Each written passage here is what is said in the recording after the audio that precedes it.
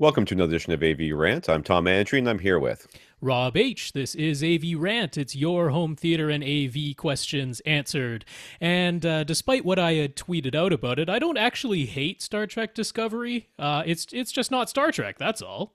What is that? I haven't seen it yet. I haven't seen anything about it. So that's the Yeah, I know. thing that's supposed to entice everyone to sign up for CBS All Access. Uh-huh. It's like the one original show on that entire streaming platform. Okay. So And good it's not luck good. with that. Well, it's I mean, it's it's like it's modern, right? Like everything's shot in the dark. The camera's all tilted. There's lots of lens flare. Everybody's mean and angry and like disturbed in some way. So that's Hmm. supposed to make them like Edgy. yeah, that or like relatable, I guess. But it's like it's not Star Trek. Star Trek was like they've overcome a lot of things. Are better in the future, but I guess that's not supposed to be relatable. And they were saying originally that it was like part of the original, what they call prime timeline. But I'm like, Yeah. it clearly is not. The technology is 100% different. Everything looks different. The Klingons look nothing like Klingons. So it's like, it's its So what do they own look like? separate. They don't look like Klingons? No, not even close. Where is it like timeline wise? Where is It's it? supposed to be 10 years before the original series. Why do we keep doing prequels?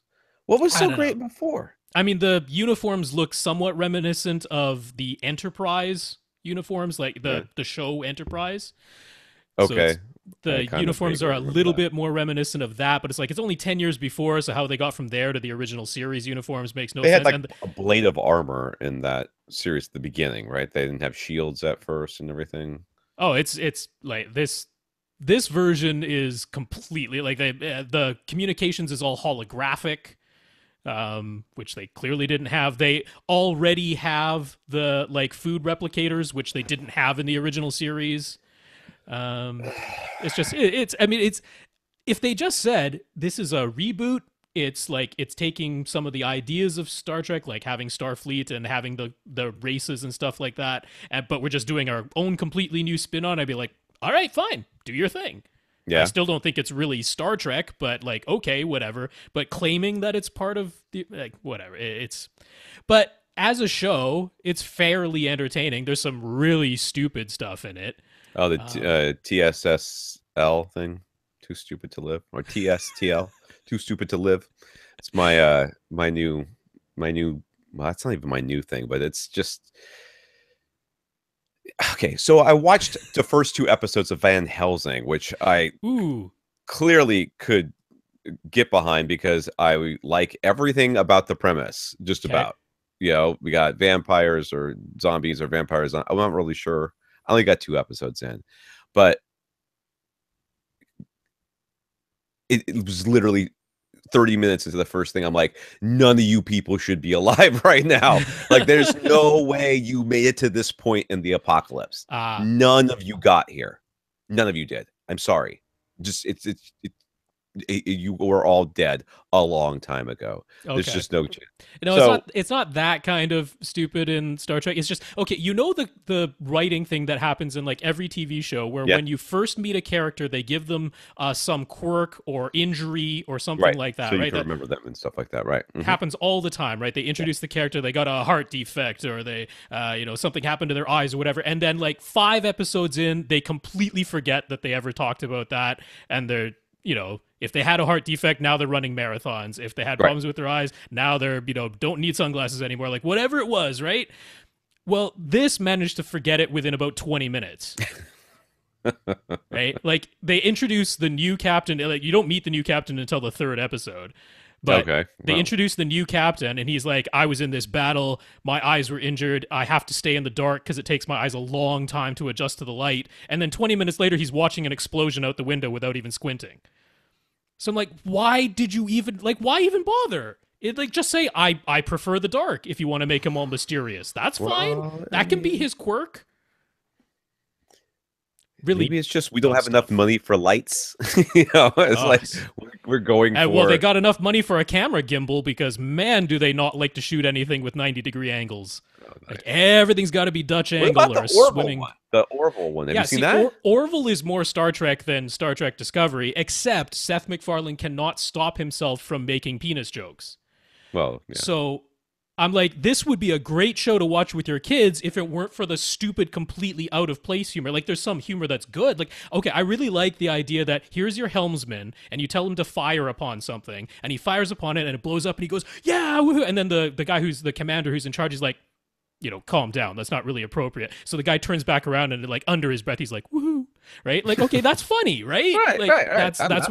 that's good humor, which you wouldn't see in normal Star Trek, but is totally fitting and I can totally get behind. And then you have to throw in some like off-color sex joke at the same like why just stop. But I mean, it's early in that series, so cut that part of it out, Seth MacFarlane, and you've got yourself a better version of Star Trek than the Star Trek that's on TV right now. It's supposed to be funny, right? It's a comedy. Well, it's more Star Trek than comedy, which is why the bits, like some of the humor fits in and is good, and then some of it's like that is just, it doesn't fit in the rest of the show. Because it's like, as Galaxy Quest is one of my all-time favorite movies, I could totally get behind this premise. Yeah. So, but he can adjust. He's a smart guy. He'll listen. So we'll see. All right, let's get into this. This is AV Rant, the podcast that answers your home theater and AV questions. Get your questions answered. All you have to do is ask. You ask by emailing us at question@avrant.com. You can go to www.avrant.com and leave us a comment there. Facebook.com/AVRant podcast. YouTube.com/C/AVRant, where you can also see your questions being answered. I believe where videos are being now updated. Yeah, the individual videos are. Austin is catching back up. He felt bad. He apologizes to everyone. We told him he really doesn't need to. But he's a good guy. That's the way he is. So. So there you go. If you want to contact us directly, you can contact Rob at avrant.com. His Twitter is at FirstReflect. I'm Tom at avrant.com. My Twitter is at avrant_Tom. Again, Austin is our producer. He has his own podcast. So we watch movies podcast about how children should not leave Gatorade, full Gatorade bottles in freezers to get cold for days on end until they explode and make a mess everywhere. There's no way that happened recently in Tom's life, because he was listening to the podcast and knew to look out for that. That's right. We watch movies. The Gatorade exploding in the freezer, and saga. The right amount of obscenities to yell, just loud enough so your children can't hear them. Probably. Yep. All right. Let's get into our listeners of the week. To thank our listeners of the week, first of all, to become a listener of the week, all you have to do is support the podcast in some way. There are now 3 ways to support the podcast. But way number 1, you go to www.avrant.com. Click on the Buy Us a Cup of Coffee link, where you can give us a PayPal donation. Those donations go to support pay for hosting fees and stuff like that and everything else. So we had a couple of donators this week. We have John and Jason to thank for the donations. So thank you, John. Thank you, Jason. Yeah, John, Jason, thank you so much for those donations. We do appreciate it. And if you can't support the podcast financially, you can always do so in some other way. One of the ways you can do that now, or one of the ways that people have done that, is by telling manufacturers about us. So Dave bought an Integra Pre-Pro from Accessories for Less, and he let them know he heard about them from us. Chris offered to hook me up with a discount on a new phone. He works for Motorola and gave me a friends and family discount coupon code. Yep. So I haven't bought anything, but I'm looking into it. And Terry let SVS know that he bought a pair of Prime satellite speakers to use as a surround backs because of our recommendations. So thank you, Dave. Thank you, Chris. And thank you, Terry. Yeah, Dave, Chris, Terry, thanks for the support. Dave, Terry, congrats on your purchases. And Chris, very generous of you. Thank you for helping out Tom.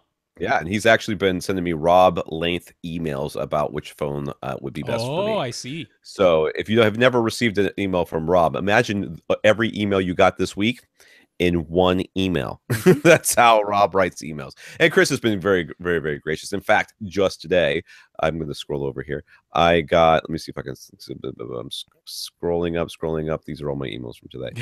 Scrolling down. Richard also independently recommended that Motorola would be a fine brand to get. So okay, well there you go. It's Kismet. There you go. Kismet right there. So I am looking into that, Chris. Thank you very much, and I may be making a purchase very soon if I can get the wife on board. It is my birthday this week, so we'll gonna try to shoehorn that into me getting a better phone.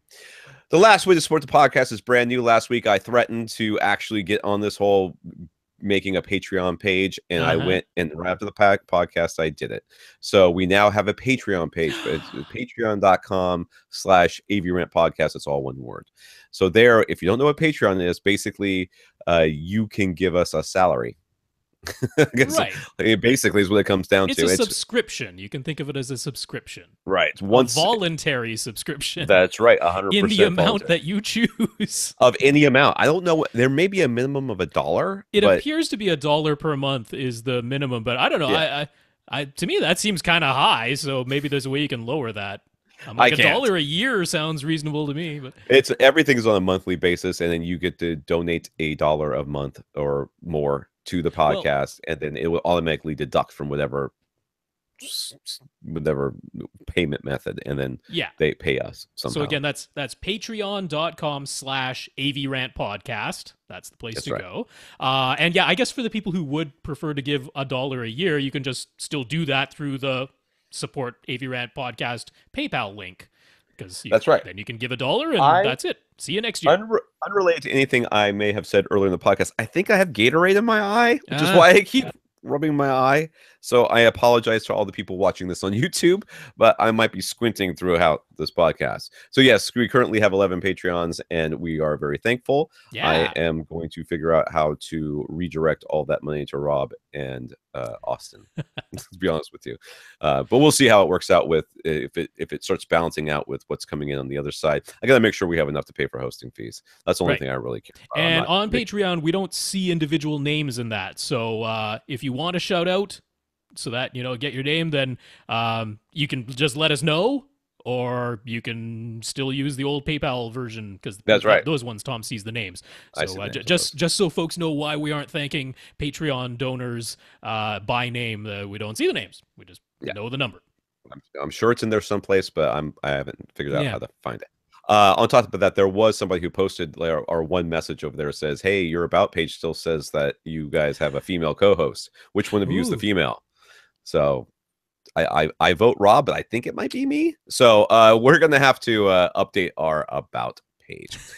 Other AV Rant news, we've had for whatever reason, every once in a while we decide we're going to do some interviews, and we don't do it very often, but we decided we're going to try to do some interviews now. So we have gotten an offer from a number of people to either they gave us suggestions of who we should talk to, or they said, you should talk to this person and I know them and I can get your name over to them. So one of the, I sent an email out to RBH because I'd like to talk to them. I haven't had Shane Rich on here in a while. Shane has not responded to me yet. So I will maybe email the marketing guy over there and see what's going on, because maybe Shane, I don't know. Yeah, because RBH has had some pretty sizable lineup and product changes and stuff, so it'd be cool to talk to them about that. We've also, I guess we're getting in touch with Brent Butterworth, who's the former editor-in-chief of Home Theater Magazine. So if you have any questions for Brent, you should send those to question@avrant.com. And if we can get this hooked up, there's no guarantees here. Yeah. Okay. Nothing set in stone at all. Nothing at all, but we're in Communicado, I believe. You are in Communicado? Yeah, well, so James Bujold, who's once in a while served as guest co-host on this podcast, he is friends with Brent. So he's like, I can talk to Brent, see if Brent wants to come on to the podcast and do an interview or something. So, what we're hoping to do by mentioning these ahead of time, and we've got one more that we're going to mention in just a moment, is, we are question and answer on this podcast. So if you have questions for RBH, if you have questions for Brent Butterworth, please send those. question@avrant.com. We'll hold on to those. And if and when we get these interviews set up, then we'll have questions to ask them from our listeners. Lastly, we're going to try to speak to a rep from Surge X, which is that one will probably happen. Yeah, that's a power protection company. So that one's a little bit more sure. We'll see about RBH. I'd really like to talk to him again, but it's been a long Well, time. I think that it just might Well, take a I little don't know. which is Shane good. We still need to works. spread these out a little bit. So Yeah, we will have to spread them out a little bit. But again, anything about power protection, Surge X in particular, or just in general, please send those question at avrant.com. We'll hold on to those. We'll ask the rep from Surge X anything you'd like to know on that topic. Right. All right, in the news. So more people are reporting successful Dolby Vision firmware updates for the 2016 Denon and Marantz AV receivers. Once again, Denon and Marantz UK websites have posted the latest info. The 2015 models, like Rob's Marantz SR7010, are now listed and confirmed for getting Dolby Vision HLG pass-through. But those older models won't be getting the update until 2018, is what they're saying. Yep. So there's that. Amazon and Google Play both dropped their prices on 4K movies to match Apple's, which is something that I don't think I can't remember the last time somebody had to drop their price to match Apple's price, but I guess miracles happen. Who knew? Somebody over at Apple right now lost their job, guaranteed. When that was announced that everybody else was lowering their prices, Apple was like, wait a second, we undercut the market? Who made that decision? And that dude doesn't have a job anymore, guaranteed. Amazon's new Fire TV supports 4K HDR10 and Dolby Atmos, but not Dolby Vision. It costs $70, and it's similar to a Chromecast in form factor, except it's a squarish dongle that hangs from an HDMI cable rather than a circular Chromecast shaped one. So here we have the new Apple TV 4K, which does 4K HDR10 Dolby Vision, but not Dolby Atmos. Right. And then Amazon comes along at half the price or less than half the price and says, well, we can do 4K HDR10 and Dolby Atmos, but not Dolby Vision. So, because nobody is willing to do everything we would like them to do for some reason. Not yet. Give them some time. The Roku 44.3 will do. Emotiva has added the XPA 9 Gen 3 and XPA 11 Gen 3 amplifiers to their lineup using their new stereo modules to increase the channel count in a single XPA Gen 3 chassis. Okay, so basically the way this thing works, so that if you don't know, they're just building one box. They're like, we're done with that. We're going to build one box, and you can put as many of these blades in there. And that's kind of what they look like. And they slide them in, and this is all digital, right? I'm not digital, but switching amplifiers, right? Well, the power supply is a switching power supply, but these are Class AB amplifiers. Within them, okay. So how are they getting 300 watts out of these things? I'm a little confused because it doesn't. This power supply, I couldn't find a picture of the power supply inside the box. I found a picture of the blades and the back and the front and all that stuff. So they must have a huge power supply in there in order to get 300 watts. Oh yeah, and it is this switching mode power supply. So it's altogether it's a Class H topology for the amplifier as a whole. So this switching mode power supply and then Class AB amplifiers. Right. But, so they're what they have now are these blades. So previously you could have up to 7 of these blades that were 300 watts a piece in this one chassis. Now they have a blade that has 2 channels on one blade. So you can have 5 of the 300 watt mono blades plus 2 of the 80 watts per channel stereo blades to give you 9 channels altogether, 5 at 300 watts, 4 at 80 watts apiece, or you can have 3 of the 300 watt mono blades and then 4 of the 80 watts per channel stereo blades to give you 11 channels total. Right. So that's what's going on there. They're both $2,000. So that's right. That's how much they cost. So the XPA 7, which was 7 of the 300 watt mono blades, that's $2,000. You can swap out 2 or 4 of those blades for now stereo blades, and it's still $2,000. So price didn't change. Right. The question is, can you take one of the older ones and then swap out? Not yourself. They say very clearly that if you have an existing XPA Gen 3 amplifier, it can be changed, but you have to send it back to the factory for it to be done. Oh, I'm sure that shipping will be cheap. They probably only weigh like 75 pounds. All right. I have never been a huge fan of that kind of amplifier topology. I think it's if anybody can do it right, I'm sure it's Emotiva, but I don't know. it just, I don't know. You like the big toroidal power supplies like ATI? I do. I like them too. That's why I went ATI. I just trust them a little bit more. This, not that I'm of the opinion, you know me and receivers. I'm like, just because it's got a bunch of moving parts doesn't mean it's going to break more often. But it's an amplifier, dude. I understand what Emotiv is doing, though. This makes perfect sense from a business standpoint. It's more efficient and totally more efficient. All right. New for this week. Let's talk questions and answers. Let's start off with Tom. It's not me. Different guy. Tom K. Tom K. So he's got an update. We had advised Tom to wait for CEDIA before deciding which projector to buy, so he wound up pre-ordering a brand new JVC RS540. So he's very excited and will let us know how he and his wife like it when it arrives in November. All right, great. That's great. Yep. All right. Tom's Theater is a dedicated enclosed 13 by 21 by 8 foot room. It's about 2,200 cubic feet. But for ventilation purposes, he has soffits on the two sides where air can escape into the unfinished area of his basement. He does not have any forced air coming into the theater room. Heating and cooling are provided by a split system. Mm-hmm. Those are kind of noisy sometimes, aren't they? Well, I mean, they call that the ductless system, yeah, right? So I know, duct, but they still make noise. I mean, I've used those. Well, yeah, I mean, they're not dead silent, but they don't have to be terribly loud. Yeah. I mean, during the quiet part of the movie, you're going to hear it. I'm just going to say. But he has passive vents to allow fresh air to circulate. So that's about that. So when it comes to pressurizing his room with bass, what volume of air does he need to calculate? Is his combo of a SVS PC2000 and Elemental Designs 350W? Is that the name of that? Is that really the name of it? Yeah, it's just the 350W is the model name. I mean, you're not going to find it. Elemental Designs is out of business. So yeah. So you ask if these two subs are up to the task, or it's possible he's never actually experienced full pressurization in his room because of the vents.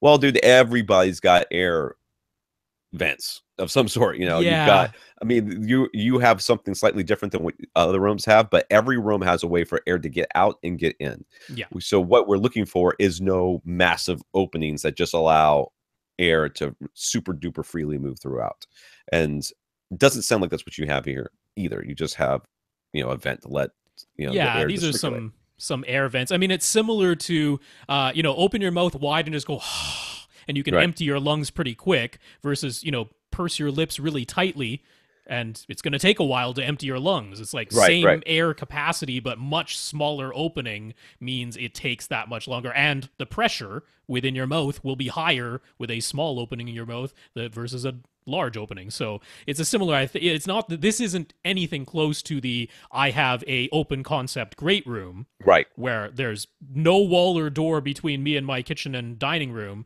So, I mean, the air can just completely move freely. This is forcing whatever air movement is happening within this room into a small opening. I mean, you are certainly pressurizing the space with these two subwoofers. I would have no doubt about that. And Rob, I just want to say, from a managerial standpoint, whenever you make an analogy about how things work, I would appreciate if you only use cars, because that's what I use. It is what you use.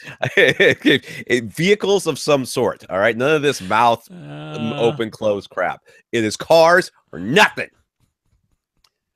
I'm trying to figure out how to make that one work. I'm extremely tired. I got no sleep last night, so that's how this is going to go. This podcast is going to be that way. In case anybody's wondering, this is how we're doing it today. Tom's going to take out his Gatorade flavored anger on Rob. But for Tom K, yes, some of the pressurization in your room is escaping through the vents, but it shouldn't be enough to prevent you from feeling the bass in your room. Absolutely. Damien says he's fairly new to home theater and home audio, but he's been listening and doing his best to research. Now he'd like some help with a subwoofer upgrade. Dude, we cannot help you. We don't really do subwoofers around here. Wrong. What's a subwoofer? Hey, subwoofers. Well, wait a second. That was in the singular. That's why we're confused. We are very confused. There's no S on the end of that subwoofer. We don't do subwoofer. What is that? That is a confusing statement you have made. It's like grammatically incorrect, I'm pretty sure. Subwoofers are always plural. So his surround sound system is in his living room, and that living room is open to his dining room, kitchen, and a stairway. Living room itself measures roughly 2,800 cubic feet, but he isn't sure what the total cubic footage would be when including all the other spaces. So we're going to go with about infinity. Cubic feet. He's using the Pioneer Andrew Jones FS50 22 towers with the matching C22 center and some unknown brand name of small towers that he got for free as his surrounds. He feels as though he made a mistake, though, because when he bought the Pioneer speakers, he figured he ought to buy the matching subwoofer from the same brand. Yes, that was incorrect. But he now knows that that is common for people who are new to home theater. But unfortunately, the Pioneer SW8MK2, or Mark II, I suppose, subwoofer isn't getting the job done. So, I mean, first of all, Damien, yes, you are absolutely in good company. I bought my, when I started out, I had an RCA home theater in a box, so naturally that was the included, if you want to even call it, subwoofer. It was like a 6.5-inch woofer, right? Right, but it was its own separate box. And then when I upgraded to a Polk audio system, I bought a Polk subwoofer that went along with it because, yeah, it seems awfully logical, doesn't it? I mean, you're at the store, here's everything in one brand. They're like, oh, they have a subwoofer too? You go, well, that would make sense. And he even said in his email, it's like, they blend nicely together. That's not the problem. It's just not playing as low, not playing as loud as he would like in his setting, which all makes sense. All makes sense. I had a Frankenstein system, and I ended up buying a KLH downward firing like 6-inch subwoofer with a front port or something that was like $100, $99 from Amazon, and these glowing reviews. And we've all been there, dude, so don't feel bad. Not at all. So his wife is not opposing any of his equipment choices, but still doesn't want a huge subwoofer. Ideally, the new subwoofer will be smaller in size, so at least similar in size to the Pioneer. He has a limited budget, though, so $500 would be the absolute maximum, but he definitely preferred to spend less. And he does want to go with dual subs eventually, but that just isn't in the budget at the moment. I see. All of it understandable. So which subwoofer should he buy and why? He's been considering the BIC PL200, the RSL Speedwoofer 10S, and the HSU VTF1 Mark III, but he's open to other suggestions. This is tough. Okay, so this is your problem. Your room is ginormous. Yeah. And there is no... Okay, you can have a subwoofer that plays low. You can have a subwoofer that plays loud. Or these are three things you can have: subwoofer that plays low, loud, and a subwoofer that's cheap. Okay. Well, you can also do you could put low and loud together. Yeah. Cheap and small. Right. Cheap. Those are the things he's looking for, and you can pick two of those. But you can't get all three. There's you can't really have small just no way to get all cheap. three. Yeah, you can get small and cheap. And still have loud and low. Yeah, so you can have small and cheap together, but it won't play loud and low, which is actually what you have right now. You currently own that.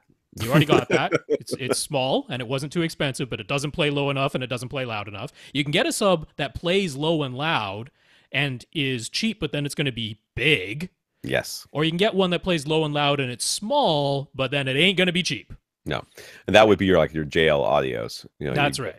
You get a box that's a reasonable size and it can fill your space plus some and absolutely crush, but it's like $12,000. That doesn't have to be quite that much, but it's well over $1,000. Over $1,000. Yeah. So most of our options here, in all honesty, aren't going to be able to hit the low and loud enough to pressurize your space, which in all honesty you probably don't want anyways. You don't want your entire house pressurized, right? But you can certainly improve upon the SW8. That is true. So SW8, no question, you can improve upon that. An 8-inch, I'm guessing an 8-inch subwoofer, and 8-inch, 100-watt. Okay. Basically a 13-inch cube. All right, so it probably doesn't play much below what, 35, something like that. They even spec it at 38. So that is not surprising, but it is pretty honest. And I was going to say, it's not surprising that that's what it does. It is surprising that they said it. Yeah. Well, it is Andrew Jones. He doesn't really lie about his specs, so I'll give him that. So let's look at the two things that he's suggesting. The BIC PL200, I don't remember, but I don't remember it being something that I ever recommended for anything ever. So it was basically a borrowed HSU design. Okay. So it was like an STF1 back when that existed. Okay. Which is, I mean, it's not a bad sub by any means, but it's not really appropriate for your space. Right. That's the issue. So the RSL Speedwoofer 10, so the 10-inch driver, what are we thinking? 10-inch driver, 350 watt, basically a 16-inch cube, plays down to about 24, 25 hertz. That's quite a bit bigger than what he currently has. So we can go with around this 16-inch cube as Yeah, being yeah. something he's okay with for now, and then maybe push it up a little Well, bit. and he mentioned the HSU VTF1, which is 19 by 15 by 17. That is That's a getting pretty very big. big sub. Yeah, that's getting pretty that sizable. that is a reason. That is crossed over from the 3 formula. You're now into large That's right. because you have not. I guarantee you, sir, if you have not built the box, when you build the 19 by 15 by 17-inch box that you will need for the HSU, you will think that that is an awfully large box. Yes. So But let's. wait, before we go on, Yeah. he may, because he's new, he may not have heard this. Whenever you buy a subwoofer online, the pictures never, Yeah, you even if can't judge scale from the photos. Yeah. even if they have a person standing next to Right. it, even if you see a video of it in the room, you're gonna look at your own room and go, oh, yeah, if it's right there, it'll be just fine. No, take the dimensions, get yourself some cardboard, build yourself a cardboard box of those exact dimensions. Yeah. I mean, at least within an inch or so, and Yeah. then stick it in your room and go, oh, that's going to be okay, I suppose. Or for the love of God, what have I done? Because see- you want to do that now before you get this Yeah. 75-pound subwoofer in your We've house. had people tell us like they've even just held the tape measure up. Right? Yeah, they that's take what I did. tape measure, they hold it out, they're like, oh yeah, that'll fit, and then they get the actual box, and they're like, Yeah. oh, like that. That's a filled volume of Yeah. space. It's not lines, right? So, That's exactly what I did. I held Yeah. up the tape measure. I showed it to my wife. We were like, it's going to be about this big. It's a pretty big sub. We were looking at the EP500, which is probably Right. about this, right? It's probably about it was 19 it's by in the- 20 something, probably. that's right. Yeah, it's in the VTF1-ish size. Yeah. It's- And we held up the tape measure. We all went, yeah, that's pretty big. And I got it. And I set it up and went, holy crap, that's a lot bigger than I thought it was going to And be. it's funny because I have one of those, and it seems small compared to the other subs that I have. Does now. I'm like, oh, that's such a reasonable size. Other people are like, my God, the size of that subwoofer. Right. But that's just physics. To overcome physics, you Yeah. need a lot of horsepower, basically. Displacement. And that's where the money comes in. All right. So if you can go with the HSU VTF1 Mark III, I'm guessing you were not that far off from an SVS PB1000, Yup. which is probably going to be a very similar size, which It makes is. think that this sub is going to be, and that's about $500, isn't it? It's about $500. Yeah, so the PB1000 from SVS is exactly $500. Shipping is included, although if your state charges tax, then I guess that would be on top of it. But the price difference between that and the HSU VTF1 is very, very small. They're really quite comparable subs in size and output and everything. Yeah. But one reason we like SVS in particular for this application where you have a very large volume of air that you're trying to deal with is that the SVS subs are extremely well protected. Right. They're DSP controlled, they're digital signal processing controlled, so you can literally turn their volume dial as high as it will go without any worry of damaging the sub or even making it sound. It'll distort. It'll start to distort. I don't want to say there's no distortion, but you won't not hear it nearly bottoming out, or not nearly as badly as most other subs would distort if you turn their volume dial literally as high as it goes. So in a situation like this where you're dealing with a very large volume of air, and now you're going to get a sub that actually can output down to 19 or 20 hertz, where you're going to start to want to really crank that volume up because like, hey, it's cool that I can even get that frequency, but you need a lot of pressurization, a lot of air movement to be able to hear that low. So that would be the reason to tell you to spend your entire $500 budget on a sub that is very likely larger than you want / expect it to be. But there's a reason to consider it. If you build the cardboard box and you're like, that's just too big, or you say spending all $500 is just more than I want to spend, then what? because the HSU is probably a pretty good. Yeah, good but that's option right barely any smaller and barely any cheaper. Well, I was saying the BIC one that is basically the STF1. Yeah. I Yeah, it's tough. That one plays down to 32 hertz. So you went from 38 to 32. Yeah, it's just not really good enough, man.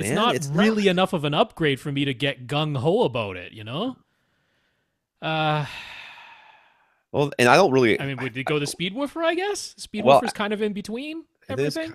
It is kind of. And that's $100 less expensive. It's only a 16-inch cube instead of having 19-inch dimensions. Plays down to 24, 25 hertz. You know, it's a good entry level sub. Let me put you this way. If money is really that much of an issue, if it's really that much of an issue, you can feel good about the RSL purchase. Yeah. You will also spend the rest of your life wondering what if. I say that as somebody who has absolutely done that purchase hundreds of times across my life, where I'm like, this is what I want, but let me get this one because it's a little bit cheaper. Right. And it does most of what I want anyways. That's what I'm doing right now with these phones. You know, I'm looking at the Motorola stuff. I'm like, you know, this one's basically does everything I want, but this one, you know, it's got all the good stuff, right? And I'm trying to figure out how much it's worth to me, and to my family, because I wanted to mention that Monoprice's brand new Monolith 10-inch subwoofer, which actually won't be shipping until November. Okay. But that is also out there. It's actually so it's $500 as well, although Monoprice charges shipping, so the total price will be over $500. But it's even bigger than the SVS PB1000, like only by about an inch or so in each dimension. But it's even bigger for around the same price. So, but I want to mention that it's out there. But honestly, here's where we're coming at. We're going to tell you that if the size is okay and you're okay with spending all $500, then the PB1000 from SVS is where we're going to point you most likely. Yes. Because performance-wise, we think that's about as good as you can do for this amount of money. But we would understand if it's simply too physically large because it's big, or you just don't want to spend that much, in which case I would go RSL Speedwoofer 10S would be my second choice. You're giving up some stuff, but it makes it a bit smaller and it makes it a bit cheaper. Yeah. Carl says AMC Theaters has come on board as an investor and venue partner in Dreamscape Immersive. Did they not see the movie Dreamscape? I didn't. Dreamscape, isn't that the name of that movie? It may have been before your time, Rob. It was with what's his name? It's gonna drive me. But it was when you could jump in people's dreams and affect their dreams and stuff like that. And he's just okay. No, I don't know. I don't know it. Anyways, it's a virtual reality company with some big names back in it, including Steven Spielberg, Hans Zimmer, Gore Verbinski, producer Walter Parks, and Disney Imagineer Bruce Vaughn. Okay, so AMC is now on board as well. And Dreamscape has up to 6 people put on VR goggles, gloves, and shoe sensors, and then those 6 people can interact with each other's avatars in a shared virtual reality. Experiences are meant to last about 10 minutes and cost about $15 to $20 a pop. The goal is to spend about $2 million to produce each experience, which will put those 6 participants into various movie franchises from their studio partners, Fox, MGM, and Warner Brothers. So what do we think of this take on VR? Do we think having these set up at existing AMC movie theaters or dedicated venues close by will attract customers and be an effective marketing tool for new movies?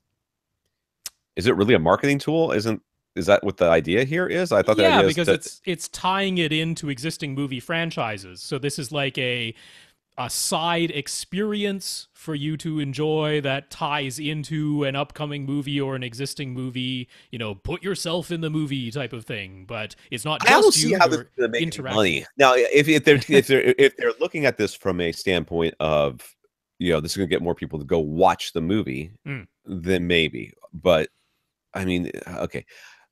AMC basically said in the article, hey, we've got space that, you know, we're not really doing anything with. What do they mean? Well, I mean, they've got movies that nobody's going to see, but they have to show something because they don't want the thing to be empty. They want to try to make as much money as they can. They could take those spaces and convert them into these things. But with 6 people at a time for 10 minutes, and you got to think about whatever the switch out time is between those things. Yeah, well, especially with all this, right? It's gloves and sensors that go on your shoes, plus putting the goggles on.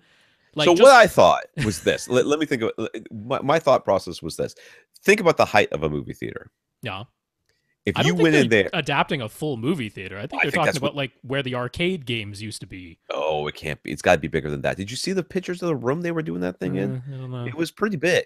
I think they're going to take one of their movie theaters. I think if they add a second level to it, because it doesn't have to be tall, no. Right? So that you can basically have two groups going at once. At You know, least. and then you would maybe four groups going at once, and then you could, you would have groups waiting by. They would come out one door, the next group would come in. So basically, you're doing 5 an hour. We'll say 5 an hour at $20 a pop. $120 times 5 times 4 times however many hours they're open. If they can fill it all the time, there's a waiting list and all that. I still don't see how it's going to make money. I mean, not when they can sell. I mean, well, you know what? If you think about it, how much? Yeah, I mean, a movie theater that is full, they're getting how many thousands of dollars for those tickets alone, not anything else. I don't see how they're making money on this. Do I think it sounds awesome? Oh yeah. Oh, do really? I want to do? Oh yeah, I think it sounds awesome. I want to do it. I want to do it right now. I do it right now. Let's go. I do it for sure. It sounds amazing. It might suck. I do it once though. Just like 3D. Yeah, I mean, I'm just worried about the logistics. That's my only, like, the very first time I ever experienced virtual reality. Gosh, what was I, about maybe 10 or 11 years old or something like that? It was like, the early version where like it was literally like the early LCD displays mounted in the goggles. The resolution was horrible. Everything was like terrible looking. The head mounted displays were exceedingly heavy. But you actually did interact with the other people who were sharing the experience. Never done that. And it was like we have a thing that we call the P&E, the Pacific National Exhibition or Playland, during the rest of the year, and that's where they showed it. And then it was there for like 2 years in a row, and then it disappeared until now. Right? That was the end. That was the beginning and the end of virtual reality. And my experience with it. When I was in college and even younger, there was a place in San Francisco I used to go to that had VR, but it was ridiculously expensive, and it was more like a mech thing. You would sit in it, and the screens were all around you, and all of that. They didn't really seem all that VR-y to me. Yeah, the ones I had, like, you actually had sort of a gun, and you were playing like a competitive game with the other people who were in the world, and you were shooting at them with a little, like, it was almost like a grenade launcher type of gun, and the graphics were like, you remember back to like the original Star Fox or Virtua Fighter? It was that level of polygon graphics going on. Right. I think when the first VR thing I ever had was still wireframes. Yeah. No, this is like wireframe with like one texture. Yeah, like it was a shader. Yeah, it wasn't even a texture. Yeah, it was a shader. So, I like the idea, man. I do. I think it could be interesting. I'm just worried about the logistics. There's so much stuff to put on each person. I don't care about logistics. They have phones now. The Google Goggle. Oh, I know. Whatever they call it. I mean, if they make the headset similar to the PlayStation VR, I hope it is too, because otherwise people have to take their glasses off and focus, and you don't want the ski mask type goggles that are hard to adjust. Make sure it's like PlayStation VR style goggles, because those are pretty easy to slip on and off, and you don't have to take your eyeglasses off if you wear them. But then you got to put the gloves on. Someone has to put the shoe sensors on, walking around the space. Man, I don't know. I worry about it. It'd be fun, but it's also like $15 or $20 for 10 minutes of that. Can I just that would play online in PlayStation VR instead? That would probably be the thing that would stop me. Yeah. The $20, it's $15 for 10 minutes. Yeah. I have a real hard time swallowing that pill, because I am at heart extremely cheap. Right. And I do not want to spend money on, unless it's going to be awesome. Yeah. I would probably do it once. I would probably find a way to justify doing it once. We're like, oh, we're here. It's your birthday. Let's all just do it. And but it also brings to mind like all the people who have bought an Oculus Rift or the Vive or PlayStation VR. Like, would you release these experiences? Is this something? Could I pay $15 or $20 and download this for my PlayStation VR and do it at home? That doesn't seem to be the goal. Yeah, it's supposed to be 6 people interacting. It's supposed to be the interactivity, right? Yeah. I don't know. I'm not super gung ho about it. Yeah, whatever. That's me. By the way, Dreamscape 1984, starring Dennis Quaid. Dennis Quaid. That's the one I was thinking of. And the bad guy in that is the bad guy. Whenever he shows up in the movie, you're like, that's the bad dude.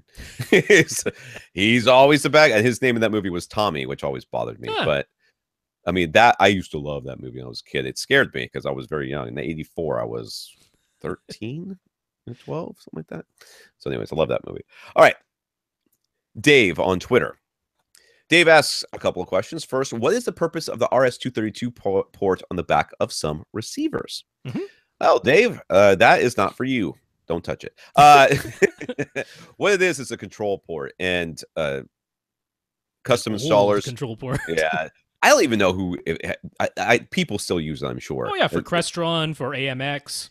So what basically happens is you can plug devices or your computer into this port and use and send commands directly to the receiver to do certain things that are much more granular than what you can do through a remote. You can go straight in and change some settings here and there. And Crestron, AMX, probably Control 4, and all the rest of them. Yeah. They will. Although I think Control 4 does it mostly through Ethernet IP stuff. Probably does. I don't know why you do it that way too now. So what this is just a way to integrate your receiver into a whole house automation system that uses a specific port in order so that everything has the same controls on it. It's just back there. Don't worry about it. Yeah, you'll notice that like in Denon's lineup, they had the CI, right? They would put CI on the end of model numbers, and that stood for custom integrator or custom integration model, and those ones always had the RS-232 port on the back so that you could connect it to your Crestron system. Yeah. Secondly, he asked, what about the 3.5 millimeter remote in and out jacks? What are they for? Same sort of thing, except you're using a remote control like your Harmony. Rather than pointing the IR at it, you could take a jack out of the back of whatever hub or whatever you're doing, plug it directly in a line directly into there, and it will control it. And then the out is to go out to other devices as well. Yeah, it's a relay, particularly for when you have equipment that's out of the line of sight of your infrared remote. So if you have these remote in and out jacks, as long as you have one device that is within the line of sight of your infrared remote, then it can relay the infrared commands to any other devices that have these remote in and out jacks. It's just a mono 3.5 millimeter cable. That's all it is. Very, very simple thing. Same cable as the trigger jacks. I was going to say, I was just about to say it. When you email us back about the trigger jacks, those are to turn those are the same sort of thing. It basically says, hey, the receiver's on. Yeah. Whatever's on the other end of this, you can turn on as well. And it's usually an amplifier. So what we use those for. But sometimes it's a drop-down motorized screen, right? Yep, you can use it, for that as well. When you turn this on, here's a trigger signal to... I mean, the trigger is just, it's here or it isn't. It's binary, it's on-off. Yeah. Whereas the remote in and out is actually relaying full infrared commands. That's right. Jeremy has a Marantz AV7702 Mark II Pre-Pro configured for 7.2.4 Atmos setup in his living room. It's open to the rest of the house, so it's a large open space. His seats are roughly 12 feet from the screen, and he rarely goes louder than -10 dB on the master volume dial. His amplifiers are all Emotiva. He has one 5-channel amp and two 3-channel amps, all from the XPA series. His front LCR speakers are all 4 ohms. His backs, surrounds and backs are 6 ohms. And his overheads are 8 ohms. And he's very happy with the sound. But he wants Dolby Vision, and he wants it right now. So he knows he could wait for his Marantz to get updated, but Marantz says 2018 for his model, and he doesn't want to wait that long. So... yeah, we mentioned that in the news, and that is true. The AV7702 Mark II. So going way back, I said there's no reason that model can't be updated to support Dolby Vision. Then they released the thing saying the AV7703 was going to get an update, but they didn't mention the 7702 Mark II, and we were like, crap, maybe the 2015 models aren't going to get it at all, only the 2016 and 2017 models are. And now they have the new information saying, oh no, the AV7702 Mark II will get the update, just not until 2018. The 7703 got it like just now. There you go. So yes. So he says he could buy a new AV7704 or a refurbished AV7703. The 7704 comes with Dolby Vision support out of the box, and 7703, as Rob just mentioned, just got the upgrade. So everything else would just stay the same. Yeah, he'd keep all his amps and just swap out his one Pre-Pro for a newer version of the Pre-Pro. So second, he says he could sell his 7702 and all of his Emotiva amps and just go with an 11-channel Denon X6400H or X6300H receiver. Yeah, those are the ones. Those are AV receivers that have 11 amplifiers built into its one chassis. Or he could replace his AV 7702 Mark II with a Denon X44 or X4300 and keep all of his amps, or he could sell one or two of his amps and use a mix of external and internal amplification. So he says his budget is fairly flexible, but of course he'd appreciate getting good value. He definitely does not want to notice any sort of downgrade in his sound quality. What do we think the best way to come out this is? What will we do out of these three? I know what I would do. As do I. I don't know that I think that you would be happy with what I would do. I'll tell you what I would do. I would not buy a brand new or a refurbished 7703.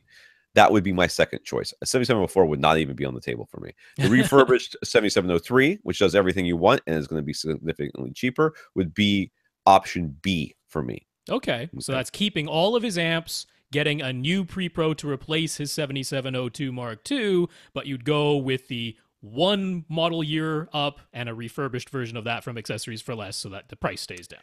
That's what I would do. I believe that's what he wants me to tell him to do. Okay. That's what I believe. Okay. That being said, I would probably go with an X4300H from Accessories for Less, which will get the update if it doesn't have it already. It already has it. I would keep the 5-channel amps and to power the front and the front three and the surround speakers, and I would use the internal amps to power the rest, and I would call it a day. That's what I would do. That is exactly the same thing I would do, Tom. Shocking. But that is exact same. Those two 3-channel amps would pay for this whole kit and caboodle. I think. Plus he's selling the 7702 Mark II pre-pro as well. That's right. That's going to fetch some money.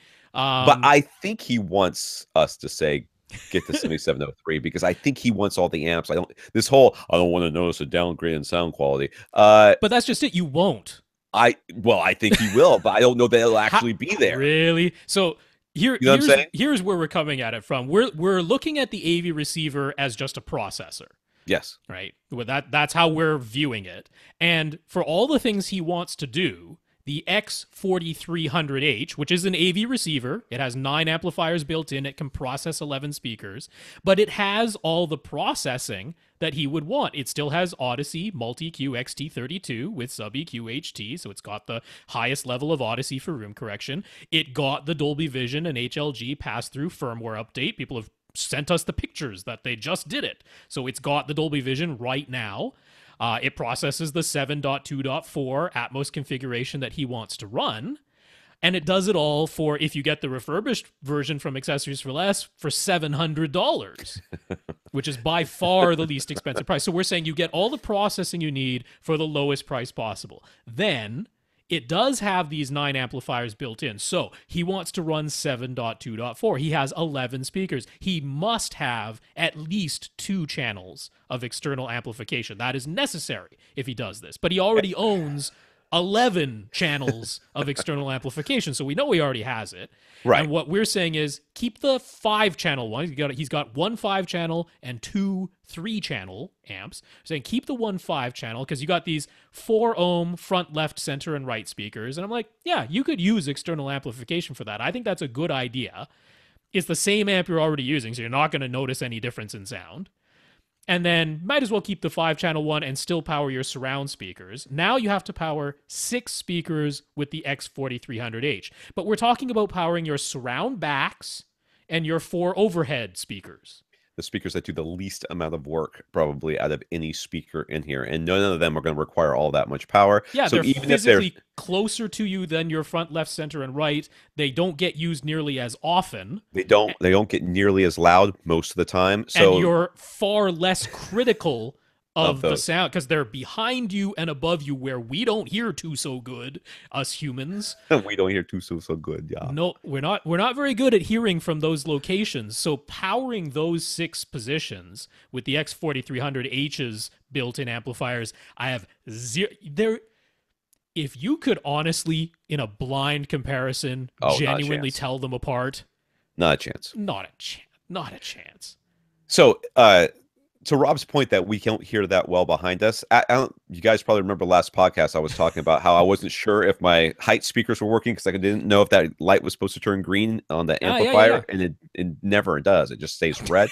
So after the last podcast, I went through and did the test tones, and they're working. They're working. Oh, good. And as it went around the room, because my two surround back speakers are pretty close to each other, and they're directly behind me, of course, as they're supposed to be. I could not tell which one was playing unless I turned my head to the side so I could get my ear so I could localize it. Yeah. You get some better triangulation separation between your ears there. Yeah. So there is zero chance. I mean, even if these were hard to drive speakers that you were using for these are his 8-ohm speakers in these positions. I know. That's what I'm saying. I'm saying even if they were the 4-ohm speakers, there would be zero problem with your receiver powering these things. Zero problem. So this it does everything you want your system to do for the least amount of. In fact, you're going to make a profit on this if you sell 2 Emotiva 3-channel amps and your AV7702 Mark II, you're going to get back more than $700, the cost of the X4300H. So you're going to come away with the new processor that does everything you want to do and money in your pocket. Right. That's the solution, in my view. He says the very newest models mention having the newest HDMI standards and being upgradable to features like EARC. He has a long 40-foot HDMI cable run, so a strong HDMI connection is a priority for him. He's also a gamer, so the variable adaptive frame rate feature, which Xbox One X will supposedly support, would be an attractive thing to him. Are those considerations enough to warrant paying more for one of the newest receiver or pre-pro models? The 40-foot cable run, there's nothing that's going to be inside your receiver that's going to make that work if it don't work. Right. So if the cable that you've already got isn't going to end up supporting this, I don't care how new your receiver is. It's not, the cable just doesn't, it's going to fail. So that's not really a consideration. Now, features like EARC and whatever this adaptive frame rate. Adaptive frame rate, yeah. I mean, do we know? Is that going to take HDMI 2.2 or 2.1? 2.1, I mean, or so yeah, I mean, those were features that are mentioned in the HDMI 2.1 specification, but they don't really require, like, they certainly don't require the 48 gigabits per second of bandwidth. So it has been talked about that features like that could be added to existing HDMI chipsets. It's just a matter of writing the firmware to do it. They've already confirmed enhanced audio return channel, but I mean, I'm struggling to come up with the scenario where that's going to be useful to you. I mean, the only one I can really come up with is if your television's built-in streaming apps start to support lossless audio, because we're not even talking about Dolby Atmos in the form of Dolby Digital Plus with Atmos extensions, which is what you're getting right now if you're listening to Atmos from Netflix or Vudu or Amazon Prime Video or any of the streaming services that are giving Atmos right now. They're doing it in a lossy form using Dolby Digital Plus. Yeah. And LG's OLED TVs already output that from regular audio return channel. They don't need the enhanced audio return channel because enhanced audio return channel is for the lossless version. It's for the Dolby True HD version. So I'm struggling to see where that's actually important. Tom's absolutely right. The cable that's up to the cable, not up to whatever ports you're connecting it to, really. Yeah. And we don't know about the variable adaptive frame rate thing. That hasn't been talked about in AV receivers. It hasn't been mentioned. Is it possible it could be added? Yes, but we really haven't heard anything about it. So, plus, if you're only paying $700 now, by the time that feature does arrive, you could just upgrade again. You could do it $700 again. That's right. Get the one that you're looking at right now. All right. So he says there's a wrinkle here. All right. His local Best Buy seemingly had a pricing error in their system, and a brand new Denon AVR X6400H was scanning at the price of $14.99 instead of $21.99. Yeah. He snagged one, but he hasn't opened it yet. Yeah. So now what should he do? Obviously, one option is to keep it and use it. And he could try different amp configurations to figure out how many of his Emotiva amps he could sell along with his old processor. But he could also turn around and flip the brand new unopened X6400H for a profit. So how should he proceed? That's tough. Well, let me tell you this right here. Okay. there's two thoughts I have here. First, I don't know the kind of person that would buy an unopened X6400 H from somebody online or out of the back of a truck. You know what I mean? Kidding me? Just on eBay. On eBay, you think you could get that? I don't know. Absolutely. So you think you can get more than $1,500? That's fine. Okay. Yeah. I would probably sell it if I were you. All right. I'd probably try to get rid of it and then make some money off of it and then put that money towards the other thing that we said. But I kind of think that you're probably going to want to keep it. And I think it's probably too late and you already opened it. That's what I think. I think by the time that I have answered this question and you have heard this podcast, there is a new Denon X6400H sitting on your equipment rack. And you know what? That's fine. I mean, it does give you the opportunity to literally just try powering all 11 of your speakers using just the 6400H and then plugging in one of your 3-channel amps to power your front, left, center, right, while the 6400H powers all the other speakers. Yeah. And you just keep adding the external amps that you already own to see, okay, where is the dividing line? Where do I no longer hear an improvement to the sound? And then you would know for certain. At the same time, you've spent more than double the cost of the X4300H getting this, but he said his budget was flexible. It's not super cut and dry to me. Yeah, I think he's already opened it. I mean, there's a whole point. This really is the latest and greatest. He got it for a steal. Like that does need to be a pricing error. Nobody's selling it for $1,500 brand new right now. Not that little. So there's the kind of I got away with a steal. There's the pride of ownership of it's the brand newest thing. And it's the I for certain know how many external amps I genuinely need in order to actually hear any sort of difference thing going on there. But could you use the extra $800 in your pocket? Right? That's what I'm saying. It's going to be more than that. The smart play is to sell it and make a profit on it plus buy the 4300. If you did not do that, pure logic approach. The no emotion, just logic. If you did not do that, I do not blame you because I think I'd be very, very tempted to just. I know. No, I mean me in this situation, I'd be like, big one. Well, there's a brand new 6400H with its gold-plated connectors on the back there and 11 amp channels built in. I'm not going to use all of them, but there they are. Hey. Has Oro 3D. I don't have to pay $200. See, if you wanted Oro 3D on the X4300H, you have to pay an extra $200 on top. 6400H, it has Oro 3D out of the box. I mean, no one wants that. No one wants that, Rob. But it's already there. No one wants it. No one wants that. Michael is very excited. He has a pair of KEF LS50 and a pair of Ascend Sierra 2 speakers that he's auditioning and comparing. That's exciting. Mm-hmm. So finding just the right placement and toe-in, etc., seems a bit tricky. How can he make sure the speakers are positioned optimally so he's giving both pairs a truly fair shake? So this the age-old question of how to set up a comparison. Mm-hmm. Now let's take this to the illogical extreme. If you want to really do it right, you'll put both those bad boys on the same Lazy Susan with the, and then just rotate them back and forth.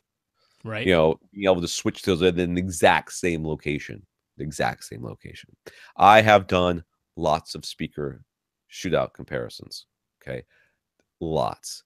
And there are times when your room makes such a difference that you need to be very cognizant. Most of the time, though, you just kind of stagger them.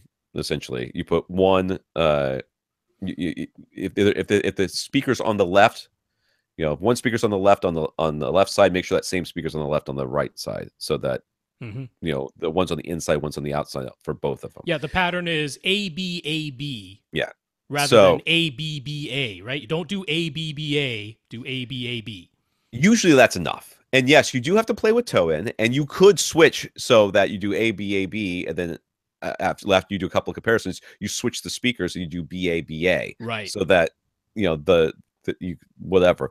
But you moving them is going to make more of a difference than about anything else. So what you really want to do, what you really want to strive to do, is in their respective locations, is get those speakers sound just about as good as you can. Right. That's the hard part. Yes. Now, how do we do that? Right. Yeah. I mean, I actually think that's closer to what he's asking is how do you get it so that they're sounding as good as they can so that you're like, this is the fairest shake I can give these two different pairs of speakers when I'm comparing them. This one is sounding as good as it can sound, and this other one is sounding as good as it can sound. How do we achieve that?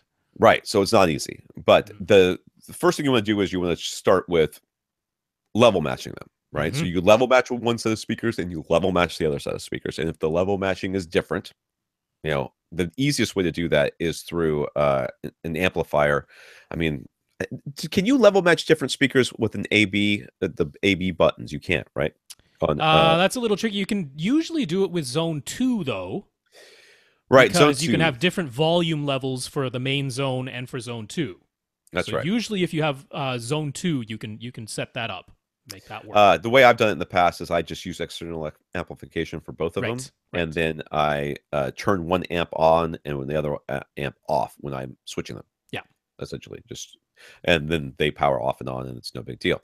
That's the easiest, one of the easiest. And those amps have to have volume control, though. If they don't have a volume control, it doesn't work because if they're just straight amps, they'll just whatever the trim level is what you get. Yeah, yeah.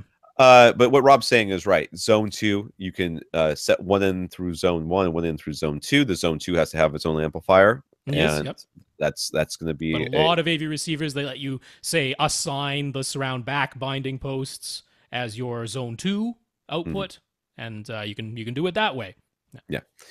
So once you've got them both level matched, then it's a matter of switching back and forth between the two as quickly as possible. So if you can do it within 3 seconds, that's optimal. But if there are massive differences between the two, and honestly, I believe the Kefs and the Senda Sierra 2s are going to sound different enough that you're going to be able to hear it pretty easily. Yep. And I don't mean differently like one's good and one's bad. They're just going to sound different. Yeah, like blindfolded, you would be able to identify that one is different from the other. Right. Yeah. So, and then it's going to be a matter of just switching back and forth and figuring out which one you like more. Yeah. That's it. There's a little bit more that I want to... the toe-in stuff, yeah. All right, so toe-in is another whole thing. The way I do this, and everybody does it slightly differently, and Rob will give you his way. I set the speakers so they're facing directly straight out, and I play a song. And then I turn the speakers so that they are facing directly at me, maybe during the song, and they're facing directly at my seat, and I listen to that song. And then I start to adjust them out. Now, if I find that that straight out and directly at me sounds exactly the same, that means they have very good off-axis response, which means it doesn't make a difference where you put them. Really, that has happened to me before. There are some speakers like that for sure that have such even off-axis response that you're like, whatever, dude, just face them straight out. They're fine. Yeah. Other speakers are much more finicky, as he says. So, and I would imagine the Sens would be like that. Rob will tell you more in a second. So, what I would do is then face them towards me, listen to them then, and then I start to cheat them out until the stereo image in the center is very, very solid, and I get as wide a sound stage as I possibly can. And then I stop right there. So I do almost a reverse of that, because rather than me keeping my listening position static and little by little adjusting the toe in of the speakers, I like to get right up close. This is me. I move right up close to my speaker. Just one speaker alone in mono for the moment. And usually I'm just playing pink noise out of that one speaker. But I get right up close to it, myself within a foot of it, and I'm looking for what I would call like the cone of dispersion. What I'm saying is, let's say you start with yourself directly in front of the speaker, and it's playing pink noise. You move yourself over to the left, over to the right, up, down, and you'll be able to find a cone shape where the sound of that pink noise, for the most part, for the vast majority, the timbre doesn't change. The tone of the pink noise doesn't change. Within a certain latitude to the left and right, certain up and down, you end up with this cone. And then outside of that cone, you notice that the timbre changes, sometimes gradually, sometimes very abruptly. Sometimes it's almost like there's an invisible border where you go past that border and the sound completely changes tone. and then other speakers it's a very gradual shift. But I'm trying to discover that cone. And one of the reasons I like to do it that way is you can't always assume the optimal height of the speaker. Most speakers, you want your ear to be at the same height as the tweeter. Right. That's most of the time, but it's not all of the time. We had a great example with Ted when he got his Legacy Audio speakers. He talked to Legacy Audio, and they're like, we actually designed these speakers to have their audio center more or less where the woofer is rather than where the tweeter is. So the place where it sounds the most even on axis is with the tweeter above your ear level or below your ear level, with your ear being more or less in line with the woofer. So that could be the case. And if you get yourself up close to that, you can discover that. So you're not necessarily saying, here's what it sounds like when I'm dead ahead of the tweeter and I'm only looking for the sound that's similar to that. It's finding the cone, wherever that cone may be, where the sound is even and uniform as long as you remain within that cone of dispersion. And then once you know that, you simply aim that cone to cover your seat. And now you're within that cone as the listener. So I do it almost in a reverse fashion, but we're both looking for the same thing ultimately. We're both looking for the same end result, which is that here is where the sound is uniform, creating the sweet spot at the listening position. Sometimes I find that speakers, within that cone will have, especially like directly on axis, when Right. the tweeter isn't meant to be listened to directly on axis. Straight ahead. I mean, HSU speakers would be a great example of that. They even tell you in their manual, we don't intend for you to listen to these on axis. So that would be a bad starting point. That's why I do it kind of the way I do it, where I want to hear straightforward, which is probably not the way they're meant to be, and then straight at me, which is probably not the way they're meant to be. Right. And then I can kind of judge how good or bad it gets from there. Rob's way is perfectly valid too. I don't know that I want to listen to Pink Noise, but that's Rob. That's what Rob does. Rob does Rob. That's the way that works. That's right. I think other than that and switching back and level matching and switching back and forth, I don't know that we have any more tips for you. He does ask about other tips. The best way, you would need a good selection of music that you're very familiar with. Mm-hmm. So what I mean by good selection is it can't just be ZZ Top. Right. I mean, if you literally only listen to ZZ Top on your system, I suppose, yeah, that would be fine. But if you don't, then you need to have a good selection, which means you need to have some stuff with some low end, some stuff with some real high end, some quiet stuff, some loud stuff. You need to listen to a good variety, and preferably of the best recordings you can get your hands on. You don't want to be listening to 128 kilobit a second, whatever MP3s. Right. That's gonna not sound that great. Don't judge it by our podcast. Our 64 kilobit per second MP3. Two people talking. It's 64. I think it's 96. I think it might be. Oh, it was 64 when I downloaded your previous one. Could very well be 64 then, because for two people talking. Yeah. What do you need? Yeah, exactly. You don't really need much. Yeah. But don't use that. Don't use that as your test material to evaluate speakers. That's you should definitely listen to the podcast though, but don't listen to it. But not as your evaluation material. But so we could tell you some of our favorite songs that we use, but if you've never heard them before, right, yeah, it doesn't do you any good. So you need to think about some of the music that you first of all listen to all the time. Mm-hmm. And then think about whether or not it's actually good music to listen to on a good system. Because I'll tell you, some of the stuff I like listening to in the car, absolutely does not work on my home theater. It's 3 chords over and over. Yeah. Not a lot of variety. Yeah. And it's completely compressed. Dynamic range compression. It's not the best. Some of them are downloaded from iTunes or whatever. Not the best downloads. They sound great in the car. You put them in here, I'm like, oh, not so bueno. So. Make sure you've got some good recordings. I have a couple of tips though. On that low end side of things, that's one thing where I think you can get into a lot of trouble doing a comparison, because the bass coming from these are both bookshelf type speakers, right? And the bass coming from those, there can be such differences, and these can be position dependent, that it can override or mask a lot of other details sometimes.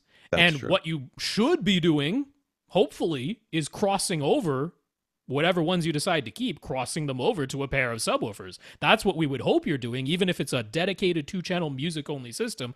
We here at AV Rant are still going to hope that you're crossing your speakers over to a pair of subwoofers. And in Michael's case, I believe he is. Yeah. So that means if you're just evaluating the speakers, I would say, and I'm not saying don't listen to them full range. By all means, listen to them full range. See what they can do in that regard, but realize that what you're hearing in the bass is mostly to do with your room and less to do with the speakers. But I suggest at some point setting yourself like a high crossover. I'm talking like a 200 or a 250 hertz crossover, so that you're essentially eliminating the bass and compare the speakers that way as well. Because very often you'll notice differences in the mid-range and treble that you don't notice when the speakers are producing bass, because the bass masks so much of the difference that's going on in the mid-range and treble that your brain just doesn't notice it. So I'm not saying that this is how you're going to listen to your music or anything. I'm just saying this is a way to potentially reveal some differences that are there the entire time, but you don't always notice because the bass can be so overwhelming. Yeah, you gotta really. That Rob makes a good point. Worrying about the bass and hearing people like, these bookshelves dip down to 40 hertz. Well, who cares? I don't care. Because it's not going to be even at your seat. I'm never going to listen to them that way. Right. So a lot of times what I will do is listen to them full range for, a while. What Rob's saying is valid, but at the very least, cross them over at 80 into nothing. Yeah. That's right. Yeah. You know what I mean? Don't put a subwoofer in there. Oh, yeah. Yeah. I forgot to mention that. When I'm saying set this high crossover, don't have the subwoofer. Just like what I'm saying is try and get rid of a bunch of bass. Yeah. So that now all of a sudden you're able to clearly hear the mid-range and treble. And I mean, I'm trying to think of a time when I didn't notice a difference in the mid-range and treble that I did not notice when the bass was present. It reveals this stuff that is otherwise masked. So I find that very useful. The last thing I will say is the level matching is really, really important, because otherwise we just tend to favor whichever speaker is louder. That's true. Assuming they're not of vastly different quality levels, which these ones aren't, you tend to favor whichever is louder. However, I will say this. When you have very different dispersion from speakers, like let's say one is an electrostatic, basically a beam of sound, and the other is a bipole that fires in both directions and is super diffuse, right? The total sound power coming out of those two speakers can be very different, right? What registers on your SPL meter might be the same, but the actual amount of sound power being sent out into the room can be different. So if you did the 72 measurement spinorama in an anechoic chamber, they'd look very different even though they measure the same on an SPL meter. So to me, part of a fair comparison is going, okay, on this song right now, I'm preferring speaker pair A over speaker pair B.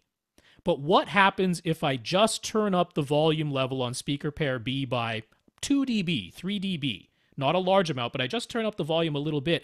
Do I now all of a sudden prefer speaker pair B? Because maybe it's just a volume difference. Maybe that's the only thing making me prefer speaker pair A right now. So that's not like the super objective way to do it, but it's a more subjectively fair way in my mind, because that way you're saying, now I'm sure if I turn up speaker pair B and I still prefer speaker pair A, I go, okay, I prefer speaker pair A in this instance. But to me, that's part of the fair comparison, is making sure it's not just a volume difference making you think that. Yeah. So what you really want to do is just test these things kind of by themselves, full range, truncated. Yeah. And then at the very end, you can start adding your subwoofer just to see. See what blends nicely and Right. Then you'll know. I imagine this sounds like a lot. It's going to end up being just a couple of hours and you're done. But if it ends up being more than that, taking breaks and doing this over time is recommended, because you do get listener fatigue after a while, and that you just start. Or just fatigue, which is what Tom has right now, which is why we're going on to the next question. So good luck with that one. Sir. Jason started listening to us just a few weeks ago, and he's only recently fallen down the rabbit hole of audio and home theater. It started when he tried out a DIY build of some small speakers for his computer, and he ended up realizing just how much he had been missing before. So now he's all in on audio. He wants a dedicated home theater. He wants to build one in his basement. So he already built speakers, so this dude's handy. So I'm going to have to keep that in mind when I answer this question. He wants to carefully plan everything in advance, and he tends to do all of the construction himself. He also intends to build his own speakers and subs. He wants You going to say something I was already? just going to say, we don't know if Jason is like a contractor or if he's a handyman or what level, right? Right. So that's important because when you're talking about actually doing the construction of an entire room, there are going to be certain things like HVAC or the electrical system, whatever, that need to be up to code. Right. So if you Now, don't know what you're doing, you can't kind of. yeah. It doesn't mean you can't actually do it yourself. It just means you need to have it inspected by someone who has the proper certification. Because if you're going to be touching the electrical, which I imagine you are, I imagine you could be installing outlets and lighting and stuff like that. You can do that. You can physically do that stuff yourself, but it needs to be checked out by a licensed electrician before you close up the walls and things like that. So maybe Jason is a general contractor already. We don't know. That could be fine, but we're just saying for both Jason and for anyone else who's thinking of doing it themselves, it's not just as simple as I'm going to throw up some walls and throw in some outlets and put up my own lighting and everything's going to be just fine because I'm a handy person and I can physically do it. It's like you need to be within code. That's important. So that's all we're saying there. So let's assume then that he is a general contractor and knows how to do all these things. Right. Because if not, then this question becomes infinitely harder, and I don't want that. Yeah. So he wants very good soundproofing so he can crank up things in the theater without bothering his wife upstairs. He wants 2 rows of seats with a 7.2.4 Atmos configuration. He'd like an acoustically transparent screen with the largest reasonably sized screen size. And he wants a custom lighting system, possibly a tray ceiling with one of those fiber optic Starfield ceilings. I will say I kind of hate those, but I'm not a big fan of the Starfield thing either. That's something that seems cool, and until you live with it for a while, and then everybody goes, and you turn on your projector, and you're like, "Why do I even have this thing?" When it's dark and the Starfield would look okay, I need it to be off anyway because my projector's on right now, and I don't want extra light. So, but anyways, if you want it, hey man, who am I to stop? Yeah. So the theater section of his basement will be taken down to the stud. So at this early stage, he's trying to figure out the best way to construct the dedicated room, and then how the screen, seating, and speakers should be laid out. Total length of the theater room should end up being about 26 feet. But because of the placement of the stairs in his utility room, he'll have whatever. He's got different widths in here. Yeah. It's about a 15-foot portion of the room can be 14.5 feet wide, but the rest of the room will only be about 10.5 feet wide. So lots to think about, lots to plan. Can we get him started as far as orientation, layout, and just the general shape of his room as it goes? First of all, you want to go to soundproofing.com. Soundproofingcompany.com. That's it. And start reading everything they have. And he did mention, like, in his email, double drywall, green glue, sound clips with hat channels, so it appears as though he has already gone there, or at least someplace with very similar information. But that's primarily about your walls, right? So he's like, this is a basement, and I'm assuming the 14.5-foot long wall there is an exterior wall, and I'm assuming that the 26.5-foot long wall on the side there is an exterior wall. Those don't really need to be soundproofed, right? Even if you're talking about decoupling the wall, you're going to be putting up at a minimum some framing to hold your drywall along those walls. That's all you need, right? Have some insulation inside that framing, one layer of drywall. That's all you need there, because you're not blocking sound from getting to the ground outside your basement. So don't spend money there. There's a bedroom in there and an office, and then those ones, bathroom. right? Those ones on those sides. But I'm saying for the exterior walls, you're not worrying about soundproofing. Yeah. There's not a door at the back of this thing? There's not, is there? Well, so it appears as though the idea was you come down the stairs and there'll be a door that doesn't currently exist, but he wants to close off the section. So you come down the stairs and he wants to put like a door right in front of the stairs. Now, this is something I wanted to address. I don't know. He sent us a diagram, a 3D mock-up, and I don't know if this is perfectly to scale or whatnot, but there is a very important thing, which is at the bottom of your stairs, most places code says you need a 3-foot square landing at the bottom of those stairs. And believe me, you want that anyway. Even if code in your area allows for it to be 2.5 feet or something, you want a 3-foot square landing at the bottom of your stairs, because what if you want to bring a chair downstairs? Gotta be able to turn that corner, dude. You gotta be able to turn that corner. And really importantly, and people don't think about this, but I mean, in the future, someone could be in a wheelchair and you have a stair lift so that you can get into the basement even though you're making use of a wheelchair or just a walker or a scooter or something like that. You need to be able to turn a wheelchair or a scooter around in the landing at the bottom of the stairs. So going by the diagram that he sent, it looks like there's very little space at the bottom of the stairs if he puts the wall where he's drawn the dotted lines. Yes. It looks like a foot. That's not enough. You need so draw yourself a 3-foot square, put that somewhere at the bottom of the stairs and go, okay, my walls need to fit around this, which is okay. It doesn't look like that would destroy his theater plans. The door just might need to be a little bit, farther back. It might need to be beside the utility room. So does that mean that everybody, it looks like anybody who comes down here is going to have to go into the home theater? Because there's right now there's like no right turn. Yeah. There's no landing. There's no right turn out of this thing as you're coming down the stairs. But that's what I mean. I don't know if that's actually drawn the way it really is, right? Yeah. Okay. But assuming that it is drawn the way it is, that's really, you got to have a landing at the bottom of those stairs. So that's just something we want you to be really aware of. So I think you should do, at least to begin with here, is that. Say option A, option B. I'm not really sure. So option A is he could have the projection screen on the wall that's 14.5 foot wide, or he could have the projection screen on the wall that's 10.5 feet wide. You're going to have it on the 14-foot one. The 14.5 foot. We both agree that's where your screen should go. What I would do is actually build a false wall there. Okay. Acoustically transparent screen. You talked about that already. I don't necessarily think you need that. Yeah. I think that you could just put a fixed frame in there and then put some in wall or in whatever and speakers, or even just regular speakers with some insulation around them to the side and underneath. I think that's what I would do. It would be cheaper and it would be easier, and you could actually keep all your gear up there too. I mean, it could be all there. He was actually saying he has room in his utility room to put his gear in there if he wants to. So that's another option. Might be taking a chunk out of that utility room so you can have a landing. So maybe don't.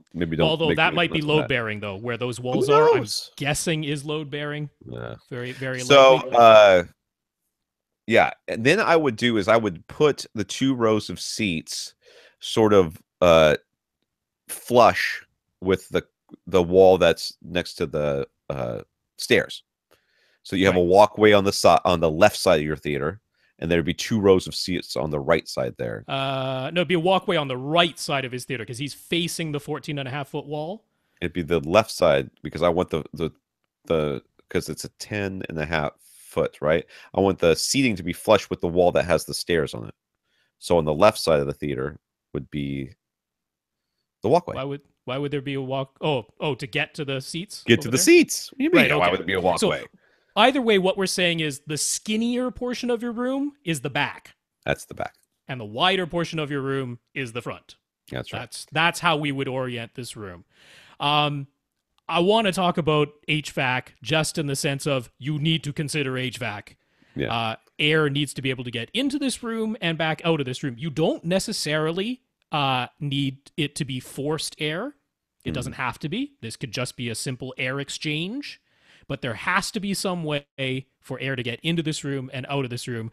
Again, if you're a general contractor, you know that, and that's fine. If you're not, though, because there are some people who are like, I got a space in my basement, I'm going to throw up some walls and close it in, and they don't even think about air circulation, right? Because that's not always top of mind. That's one of those things, if you aren't licensed for that part of this build, physically you could do it yourself, but make sure someone who's licensed checks it out before you close things up. It's really important to have proper airflow. Yeah. So I just want to mention that as a concern. Right. So I basically that's where I would start. Yep. You need a riser for your second row of seats. I guess. I mean, you could just not. And if you're concerned that the front of your theater is wider than the rear of your theater, and you're like, how are my surround back speakers going to work in such a scenario? It's like we've been saying in previous questions, it's fine for your surround back speakers to be physically quite close to one another. And it's not as though you've cut the width of your room in half, right? You've taken what was 14.5 feet and lost about 4 feet of that on the right hand side. So you can still have your surround back speakers on the back wall. They'll be closer together to one another, but they'll still be centered for the room. And he was saying, okay, screen size, what should he go for? Seating distance, what should he go for? I'm going to suggest to you a 135-inch diagonal screen. Mm-hmm. And that works really nicely for all sorts of reasons. It means the screen is about 10 feet wide. So on your 14.5-foot wall, that leaves you a nice couple of feet on either side for your front, left, and right speakers to go. But 135 is also a really nice size for most projectors. They can light that up really nicely without it looking too dim by getting too large a screen. You start going into the 150-inch screen size, things can sometimes start to look a bit dim, but 135, pretty much all the nice projectors can handle that. And if you sit 12 feet away from that, which means your front row of seats will be within the wider portion of your theater, that's going to look perfect, in my opinion. So if you sit 12 feet away, 135-inch screen, your second row of seats then goes into that narrower portion of your room towards the back, so maybe you have one less seat in your second row. I think that'll all work out really nicely. And I would go for a drop ceiling, because this is a basement. Yeah. So go for a drop ceiling. Yeah, that'll make everything a lot easier. Much. Yeah. Get the acoustic ceiling tiles, right? And that serves as your damping and as your barrier. Then you insulate above that, and it's already decoupled because it's a drop ceiling. You've hit all 4 parts of Soundproofing Company's, system for soundproofing. You've got the decoupling, you've got the mass, you've got the damping, and you've got the insulation. So drop ceiling. Yeah, what you said. I'm sorry, I was looking at something else. I know. Mark. This is what I was looking at. Mark came across the Marseille, I'm guessing that's how that's said, M cable series. They are HDMI cables that include a small video processing chip on one end. The gaming edition actually seems to genuinely improve the look of many games since it applies anti-aliasing and scaling. They also offer a cinema edition, which describes upscaling all content to 4K resolution and applying noise reduction, edge restoration, and that's the word they used. Yeah, whatever. Like it's edge enhancement. It didn't have an edge before. You had to restore it. What is it, like an old house? At $120 for 3 feet, $130 for 6 feet, $140 for 9 feet. Are any of these worth considering? No. Did I say no? I would consider the gaming edition one if I had a crappy computer. I would consider putting that same money towards a higher end graphics card. Well, that's what comes to my mind too. Yeah. I'm like, okay, so just say you're only using the 3 foot one, which is really quite close. That's $120. You telling me you can't get a decent video card for $120 that can do all this stuff for you, where you can actually configure it? Because this thing doesn't seem to be configurable. They did mention for console gaming where you don't have any choice of the output. Well, really? Do you think that's the biggest? Whatever, dude. Well, I mean, it's a potential thing. I mean, not the cinema one. No, the cinema one, no. Because I mean, first of all, if you're watching 4K content to begin with, you don't need the 4K scaling. You don't want the edge enhancement. That's not going to stop it from doing it, though. All the rest of that stuff, it's going to do all that stuff. Yeah, you don't want the edge enhancement. That's going to be terrible. And where's this noise coming from? Yeah, really. For the noise reduction, it's 4K. It's bit for bit. I mean, yeah.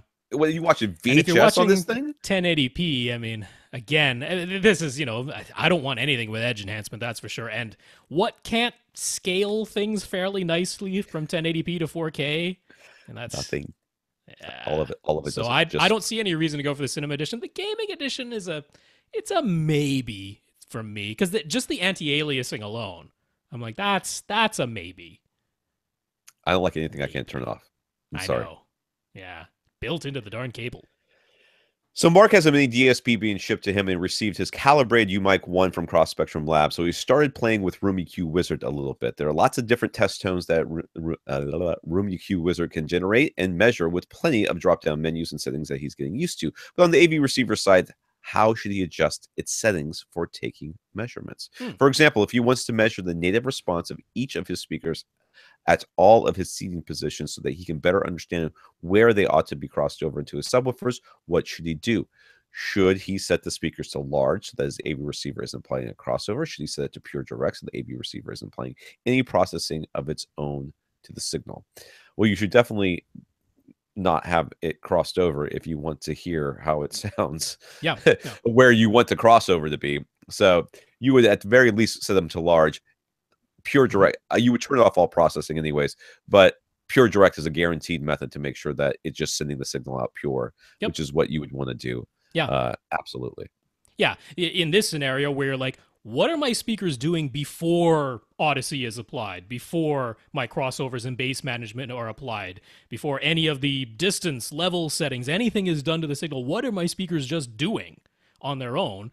Then that's absolutely what you want. You want them set to large or full range, whatever the word is in your AV receiver settings. And yeah, using the direct or the pure direct mode ensures that all processing is turned off.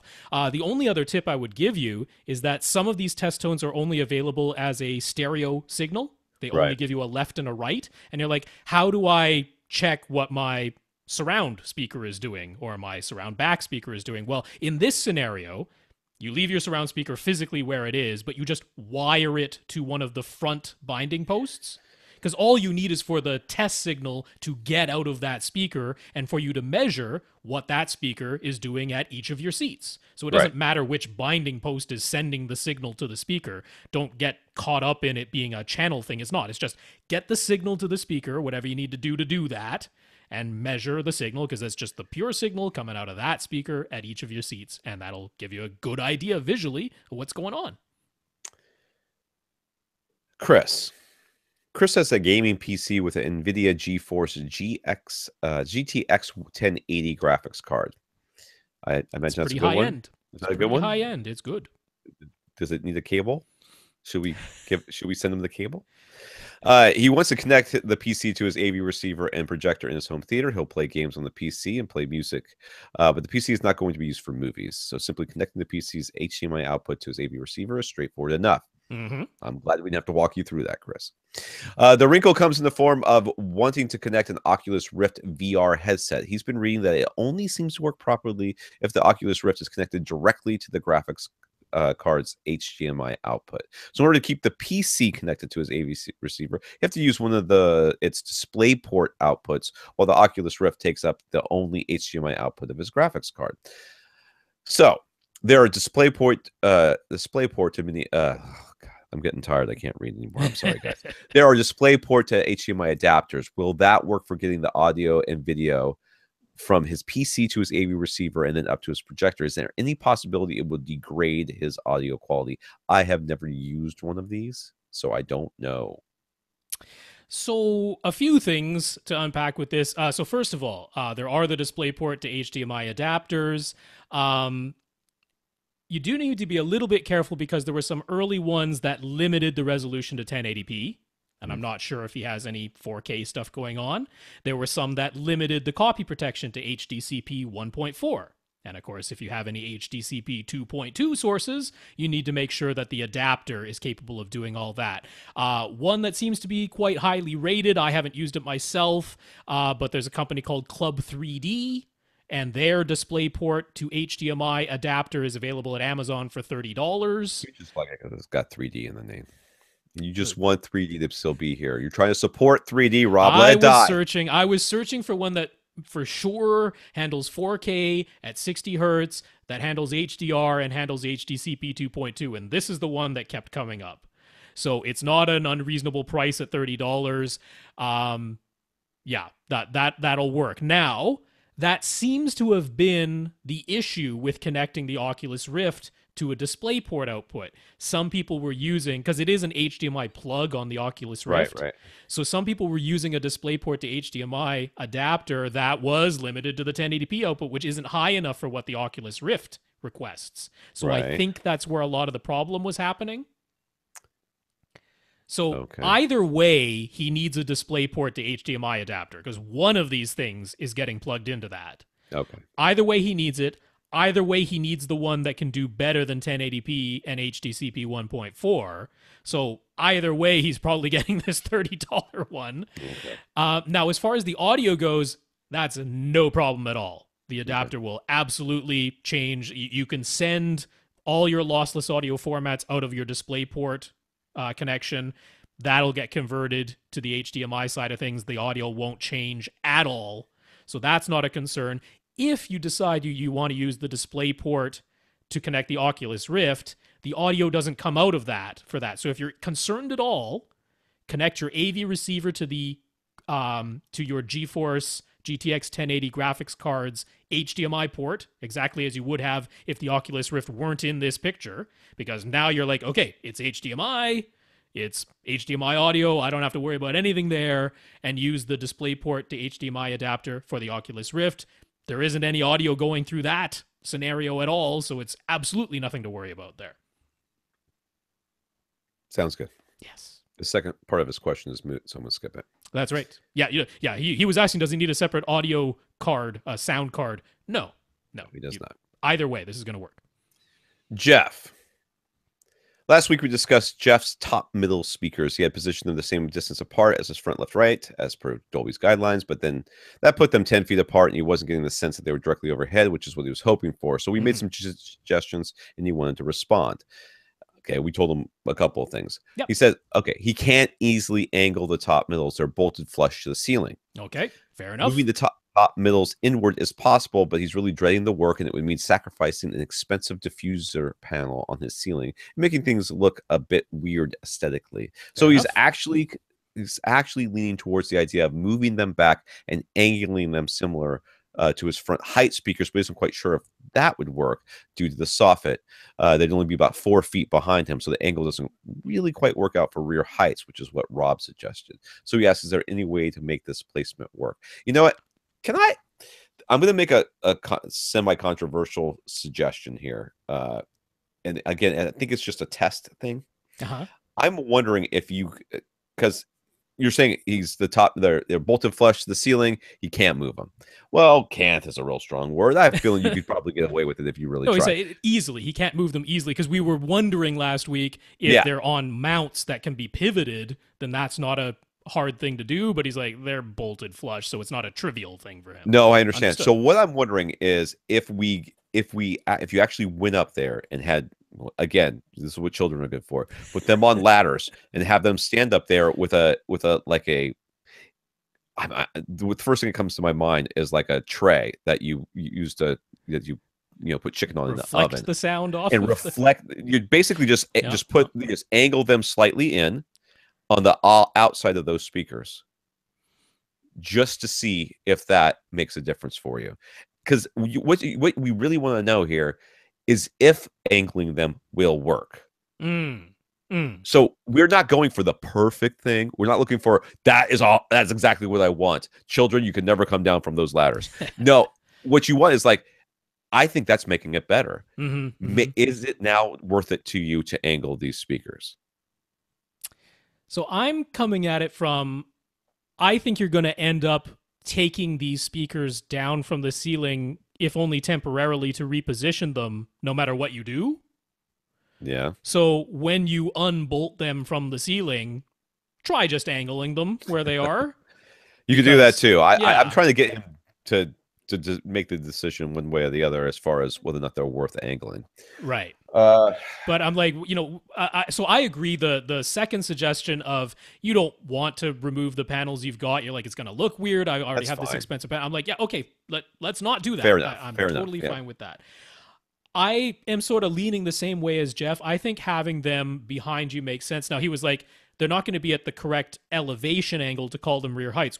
Well, then we call them top rears, because that's where top rears would go. Yeah. Not as far back as rear heights, but not as far forward as top middles. In between those two things are top rears. And that's exactly the position he would have. Now, having them behind you, angled towards you, and you've already said having them in front of you, angled towards you, is working for the front heights. I don't see why that wouldn't work for you for your top rears. And in his email, he was like, will I get that sense that sound is directly above me?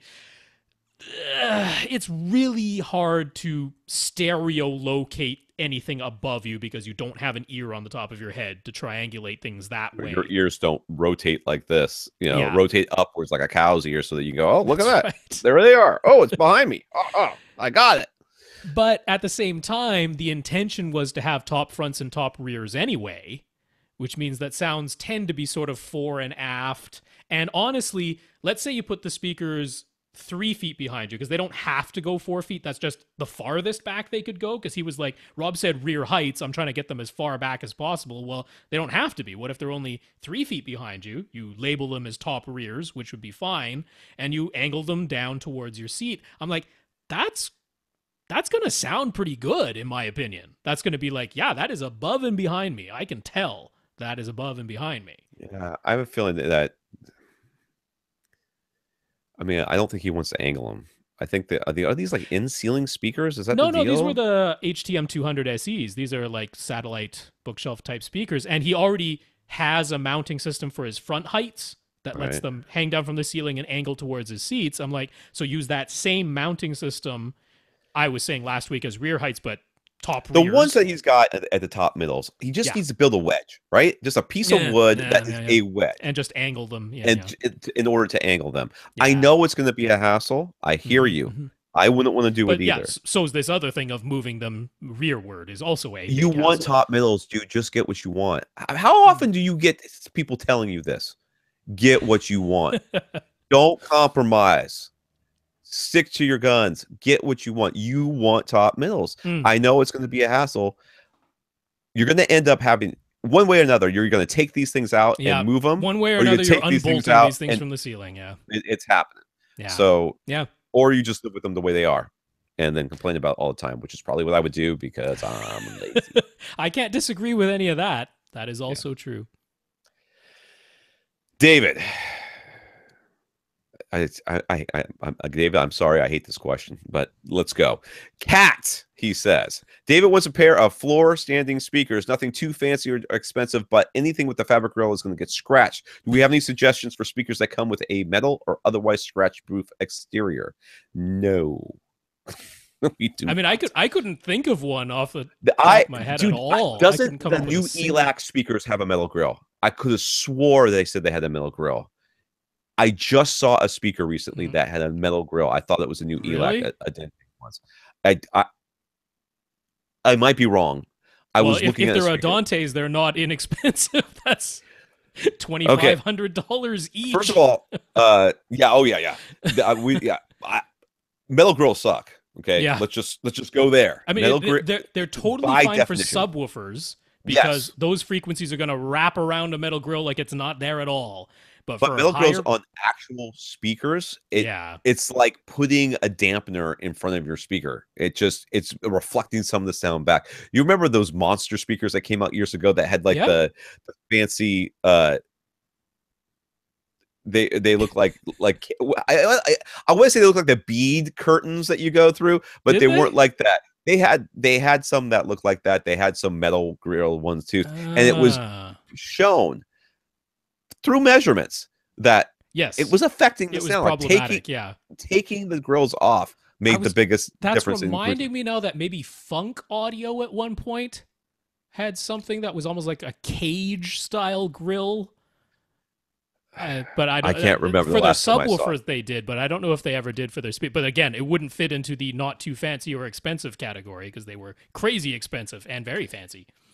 Yeah. Okay. So when I was up in New York with my cousin, they had these things, and I can't for the life of me remember what they were called, but it was something like mildly offensive. You know what I mean? Like when you read it, it's like this little like sonic device or whatever, the ultrasonic device that he had like at the doorways of this one room. They want their cats, like cat, in this one room because they had an old couch and they didn't want the cats scratching up the couch. So they put it there. He says it's the only thing that works. I can find what that is that can keep the cat out of this room for you, and then you can buy whatever speaker you want. See, I don't believe that the cat is actually going to scratch these speakers. I think this is a human problem, not a cat problem. I think this is someone predicting that the cat is going to think of the new speakers as their scratching post. He's already buying cheap speakers anyways. He said that. Nothing too fancy or expensive. Who cares if the cat gets them? Just take the grills off. But I mean, you don't want to get the drivers. That's about the only thing you really care about. It's just my whole family has always had cats. My parents have cats. My sisters have cats. My aunts and uncles have cats. They've all had speakers in the house. The cats have never scratched any of the speakers. People think the cat is going to look at the grill and say that's a scratching post, but they don't. Like they don't care about a big black monolith They're like, give me the couch. That's what they want to scratch. Yeah. I'm wondering if this is actually a genuine thing or if this is a human predicting something that isn't actually going to happen. Because in my we don't know if it's going to cats happen don't or scratch not. speakers. I don't want to be responsible if he buys a Yeah. speaker and the cat like But eats it. If he knows if he's had speakers before and the cat has always scratched the speakers, then okay, that's different. I don't really know if this is going to happen, but nonetheless, tower speakers with metal grills, I couldn't think of any. I was thinking get something where you could take the grills off. I was thinking something like Klipsch's towers, because the tweeter's protected by the horn, the woofers are metallic, and they're higher up. Right? I would not. First of all, I would not get floor standing speakers to begin with. I would get a bookshelf and put it on a stand. Yeah. Okay, I know you're like, it's going to jump on the stand and knock the speaker over. How fat is your cat to begin with? Second, you can get the stands that lock in, and you can fill them full of kitty litter. You obviously have kitty litter, so you can fill it through a kitty litter or sand or whatever you want down there to make it super heavy, so your ginormous cat doesn't bowl it over on its way to going to eat whatever most recent piece of furniture it has consumed, or perhaps a car. I don't know. So I mean, that way your speakers are fairly high up on metal poles that the cat can't necessarily get to. So could do that. Problem solved. And then there's plenty of speaker subwoofers that have metal grills on them. Once again, problem solved. You could get electrostatic speakers, and the first time the cat tries to scratch those, it'll possibly die, but if not die, get the shock of its life. That'll stop it from scratching. I mean, I don't know if killing the cat is the solution to this problem. I mean, it is the solution. It is a solution to this problem. I'm not sure David's like, dude, those guys told me to kill my cat. Just remember, it was Canadian. It was not the American who said kill the cat. It's a lot of static electricity going through those stators. Yeah. Those are metal. I wouldn't recommend electrostatic speakers. I mean, you could get the Martin Logans, though, right? Aren't those big grills? Those are electrostatic. That's why. That's what I'm saying. They're big grills, right? They're just the rounded grills, or the Martin Logans. Which ones are the? That's basically like a piece of metal sticking up there. That's not like not doing anything. They're like a Magnapan. Magnapan. That's what I'm thinking. Yes. That wouldn't be a good choice. That might get scratched. That's just a big old piece of Mylar sitting there, not doing too much. I wouldn't go for that. I honestly, my choice for you here is a Klipsch tower. If it's got to be a tower, I say get a Klipsch tower. I say get a bookshelf on a speaker stand, and I do not let Darwin fix it. If the cat knocks it over, Darwin will fix that problem right away. If this is a prediction that the cat is going to scratch it, I think you're fine, because I don't think your cat's going to scratch it. There we go. All right, that's the end of the podcast. Let's go ahead and thank our listeners of the week. We're going to thank John and Jason for their donations. They went to www.avrant.com and clicked on the Buy Us a Cup of Coffee link. So thank you, John. Thank you, Jason. Yeah, John, Jason, thanks so much for those donations. Also want to thank Dave, Chris, and Terry for supporting the podcast. Dave for contacting Accessories for Less, Terry for contacting SVS, and Chris for trying to help me get a new phone. Thank you, Dave, Chris, and Terry. Yeah, Dave, Chris, Terry, thanks so much for helping out the podcast, and congrats on the purchases from Dave and Terry.